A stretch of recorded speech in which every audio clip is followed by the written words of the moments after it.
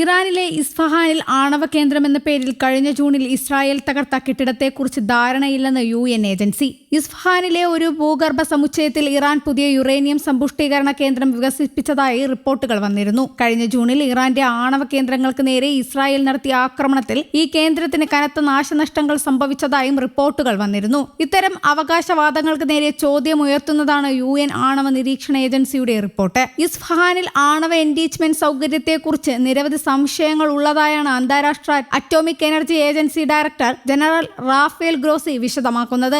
ആണവ നിരീക്ഷണ ഏജൻസിക്ക് ഈ കേന്ദ്രത്തിലേക്ക് എത്താനാവാതെ ഈ പദ്ധതിയെക്കുറിച്ച് ധാരണയില്ലെന്നാണ് റാഫേൽ ഗ്രോസി വിശദമാക്കുന്നത്. ഭൂമിക്കടിയിലാണ് അതെന്നും ഞങ്ങൾ ഇതുവരെ സന്ദർശിച്ചിട്ടില്ല എന്നുമാണ് റാഫേൽ ഗ്രോസി വാഷിംഗ്ടണിൽ വിശദമാക്കിയത്. ആ സമുച്ചയത്തിനുള്ളിൽ യഥാർത്ഥത്തിൽ എന്താണ് ഉണ്ടായിരുന്നതെന്ന കാര്യത്തിൽ ഐക്യരാഷ്ട്രസഭയുടെ ആണവ നിരീക്ഷണ ഏജൻസി ഇരുട്ടിൽ തന്നെയെന്ന് വ്യക്തമാക്കുന്നതാണ് റാഫേൽ ഗ്രോസിയുടെ പ്രതികരണം. ഈ കേന്ദ്രത്തിൽ യുറേനിയം സമ്പുഷ്ടീകരണത്തിന് ആവശ്യമായ അത്യാധുനിക സെൻട്രിഫ്യൂജുകൾ സ്ഥാപിച്ചിരുന്നോ അതോ അത് വെറുമൊരു ശൂന്യമായ കെട്ടിടമായിരുന്നോ എന്ന കാര്യത്തിൽ ഏജൻസിക്ക് ഇതുവരെ സ്ഥിരീകരണം ലഭിച്ചിട്ടില്ല. ഇസ്ഫഹാനിലെ ഈ പ്രത്യേക കേന്ദ്രത്തിലേക്ക് അന്താരാഷ്ട്ര പരിശോധകർക്ക് പ്രവേശനം ലഭിച്ചിരുന്നില്ല.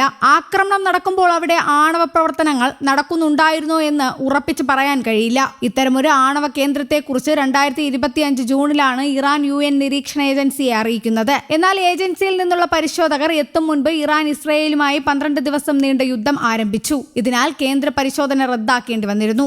ആണവായുധ നിർമ്മാണത്തിനോട് അടുത്തു നിൽക്കുന്ന തരത്തിലുള്ള 60% ശുദ്ധീകരണം സമ്പുഷ്ടീകരണം പൂർത്തിയായതായാണ് യുറേനിയത്തിന്റെ പകുതിയുമെന്ന് റാഫേൽ ഗ്രോസി നേരത്തെ പ്രതികരിച്ചിരുന്നു. ഇസ്രായേൽ ജൂണിൽ ആക്രമണം ആരംഭിച്ച സമയത്ത് ഇറാൻ 440.9 കിലോ സമ്പുഷ്ടീകരിച്ച യുറേനിയം ഇറാന്റെ കൈവശമുണ്ടെന്നാണ് ആണവ നിരീക്ഷണ ഏജൻസി വിശദമാക്കുന്നത്. ഇത് 60% സമ്പുഷ്ടീകരിച്ച യുറേനിയം ആണെന്നും ഏജൻസി വിശദമാക്കുന്നു. തങ്ങളുടെ ആണവ പദ്ധതികൾ സമാധാനപരമായ ആവശ്യങ്ങൾക്കാണെന്ന് ഇറാൻ ആവർത്തിക്കുമ്പോഴും ഇത്തരം രഹസ്യ കേന്ദ്രങ്ങളുടെ സാന്നിധ്യം അന്താരാഷ്ട്ര തലത്തിൽ വലിയ ആശങ്കയുണ്ടാക്കുന്നുണ്ട്. ഇസ്രായേലും അമേരിക്കയും ഇറാനും തമ്മിലുള്ള യുദ്ധം മേഖലയിൽ കടുത്ത അനിശ്ചിതത്വം സൃഷ്ടിക്കുന്ന സാഹചര്യത്തിലാണ് പുതിയ വെളിപ്പെടുത്തൽ. അതേസമയം ലോകത്തിലെ ഏറ്റവും വികസിതമെന്ന് കരുതപ്പെടുന്ന അമേരിക്കയുടെ 5ാം തലമുറ സ്റ്റെൽത്ത് യുദ്ധവിമാനമായ F-35 ഇറാൻ ആക്രമിച്ച് കേടുപാടുകൾ ഉണ്ടാക്കിയതായാണ് ഏറ്റവും പുതിയ report. Iran revolutionary guard corpus ആണ് ഇക്കാര്യം അറിയിച്ചത്. മിഡിൽ ഈസ്റ്റിലെ US സൈനിക താവളത്തിൽ ഈ വിമാനം അടിയന്തരമായി ലാൻഡ് ചെയ്ത വിവരം US സെൻട്രൽ കമാൻഡ് അറിയിച്ചു.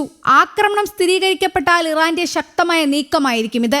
റഡാറുകളുടെ കണ്ണ് വെട്ടിക്കാൻ ശേഷിയുള്ളതാണ് F-35 വിമാനം. വിമാനത്തിന് സാരമായ കേടുപാടുകൾ സംഭവിച്ചെങ്കിലും പൈലറ്റ് സുരക്ഷിതനാണെന്ന് US സെൻട്രൽ കമാൻഡ് സ്ഥിരീകരിച്ചു. ഇറാന് മുകളിൽ പറക്കുമ്പോഴാണ് വിമാനത്തിന് അടിയന്തര ലാൻഡിംഗ് ആവശ്യമായി വന്നതെന്ന് സെൻട്രൽ കമാൻഡ് സ്ഥിരീകരിച്ചു. ഇറാന്റെ വ്യോമ പ്രതിരോധ സംവിധാനങ്ങൾ തങ്ങൾ തകർത്തുവെന്നും യുദ്ധത്തിൽ അമേരിക്കയ്ക്കാണ് മേൽക്കൈയെന്നും പ്രതിരോധ സെക്രട്ടറി പീറ്റ് ഹെക്സത്ത് അവകാശപ്പെടുമ്പോഴാണ് F-35 വിമാനം ആക്രമിച്ചതായുള്ള ഇറാന്റെ അവകാശവാദം പുറത്തുവരുന്നത്.